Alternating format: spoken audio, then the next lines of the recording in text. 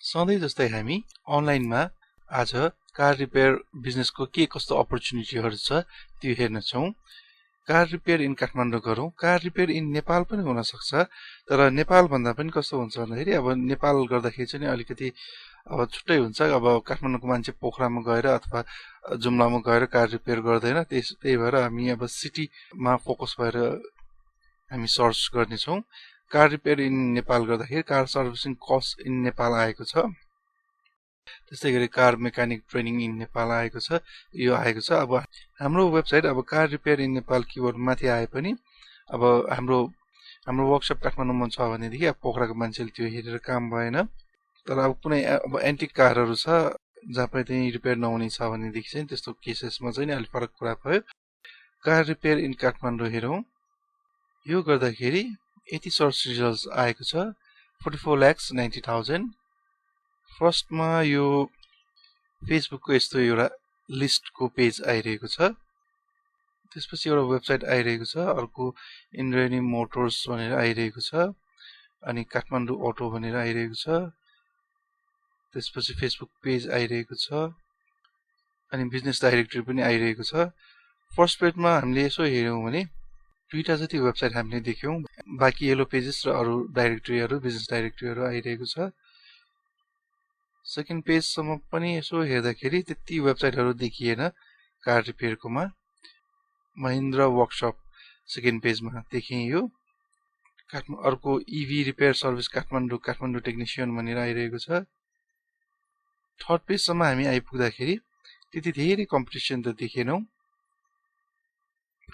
कुनै कुनै किवर्डहरूमा एकपछि अर्को वेबसाइटहरू लहरै आउँछ, तर यसमा त्यस्तो छैन। व्यापारको सम्भावनाको कुरा गर्दाखेरि मान्छेहरूले सर्च गर्दो रहेछ। अब काठमाडौँ होइन कि अब पोखरा एकचोटि सर्च गरौँ। पोखरामा खासै सर्च देखिएन। Car repair in Pokhara Banepa, car repair centre Banepa, यो चाहिँ सर्च देखियो। के रहेछ हेरौँ।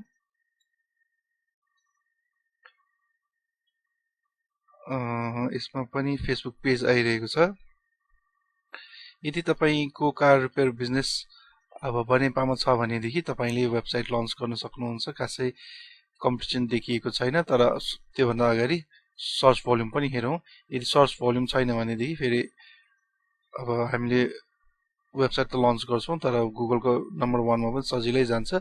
अनि त्यसपछि बिजनेस चाहिँ आउँदैन सर्च भोल्युम छैन भनेदेखि चाहिँ। धरान गरेको, धरानमा पनि देखेन खासै।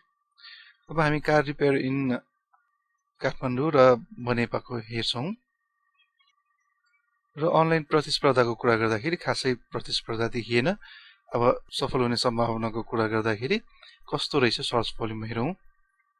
अहिलेसम्म सर्च भोल्युम नहेर्दाखेरि त सफल हुने सम्भावना त देखेँ, तर अब कसैले सर्चै गर्दैन भने त फेरि अब कम्पिटिसन कम भएर पनि काम भएन।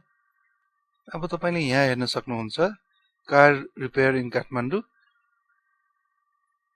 0 to 10 सर्च रिजल्ट छ। त्यस्तै गरी कार रिपेयर सेन्टर बनेपा, यो पनि 0 to 10 छ। भन्दाखेरि धेरै कमले अनलाइनमा सर्च गर्दो रहेछ कार रिपेयर सेन्टरहरू।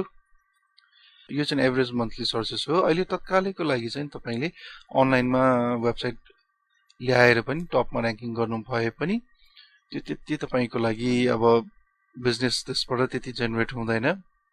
तपाईँले अब के गर्न सक्नुहुन्छ भन्दा यस्तो केसेसमा अब तपाईँले वेबसाइट बनाउनु भए पनि खासै अब बिजनेस यसले दिन्छ भन्ने छैन। अब 0 to 10 भन्दाखेरि अब मन्थली सर्चेस 0 भयो भने त आउँदै नआउने भयो, 10 भयो भने पनि अब धेरै थोरै भयो। तर 0 to 10 हुँदाखेरि खासै त्यस्तो धेरै कन्ट्याक्ट आउँदैन, अलिक गाह्रो नै हुन्छ।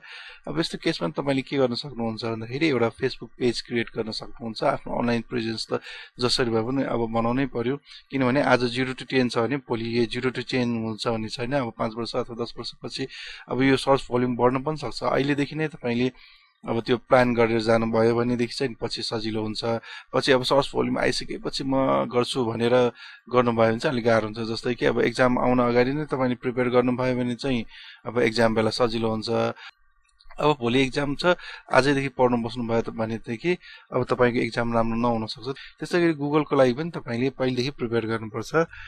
अब तपाईँ इन्भेस्ट केही गर्नुहुन्न भनेदेखि चाहिँ तपाईँले अब यो फेसबुक पेज एउटा क्रिएट गर्न सक्नुहुन्छ अब अथवा युट्युब अथवा अरु केही अनलाइन प्रेजेन्स तपाईले बनाउन सक्नुहुन्छ र तपाईले फ्री वेबसाइट बनाउनुहुन्छ भनेदेखि चाहिँ नि एउटा ब्लग स्पोर्टमा पनि एउटा तपाईले फ्री वेबसाइट बनाउन सक्नुहुन्छ मेरो सजेसन चाहिँ तपाईहरुले के हुन्छ भन्दाखेरि यदि तपाईको कम्पनी रेजिस्टर भइसकेको छ भनेदेखि तपाईले एउटा डोमेन नेम लिन सक्नुहुन्छ .com.np डोमेन नेम लिन सक्नुहुन्छ तपाईको आफ्नो कम्पनीको नामबाट एउटा .com.np डोमेन लिनु होला त्यसपछि एउटा फ्री होस्टिङ लिनु होला अनि त्यसपछि तपाईले वर्डप्रेसको वेबसाइट सेटअप गर्नु होला त्यस्तो गर्नुभयो भने तपाईले एक सुका पनि लाग्दैन फ्रीमै तपाईले वेबसाइट सेटअप गर्न सक्नुहुन्छ यो गर्नुभयो भने के हुन्छ भने अहिले तपाईले फ्रीमै वेबसाइटहरु चलाइराख्नुहुन्छ र पछि जब तपाईको डिमान्ड हाई हुन्छ अनलाइनमा सर्च भोल्युम हाई हुन्छ बिजनेस बढ्न थाल्छ तब तपाईले फ्री होस्टिङ क्यान्सल गरेर पेड होस्टिङ लिएर आफ्नो बिजनेस रन गर्न सक्नुहुन्छ